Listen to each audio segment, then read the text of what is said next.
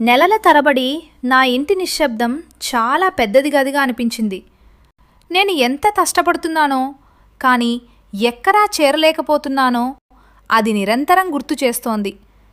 నేను ఏం చేసినా, ఎన్ని దరఖాస్తులు పంపినా, లేదా నేను ఏం చెయ్యగలనో దాని గురించి ఎంత ఆలోచించినా నా చేతులు ఎప్పుడూ ఖాళీగా వచ్చేవి. నేను తక్కువగా అనిపించాను. నాలో నేను తక్కువగా. ఆదాయం లేకపోవటం బరువు కేవలం స్ప్రెడ్షీట్పై ఉన్న సంఖ్య కాదు, ఇది మీ ఆత్మపై బరువు. నేను అలానే చిక్కుకుపోయాను ప్రపంచం ముందుకు సాగడం చూస్తూ. కానీ అప్పుడు నేను స్కార్వీ డిజిటల్ అకాడమీని కనుగొన్నాను. ఇది కేవలం ఒక చిన్న సాధారణ శోధన, కానీ అది చీకటి గదిలో తెరుచుకున్న తలుపులా అనిపించింది.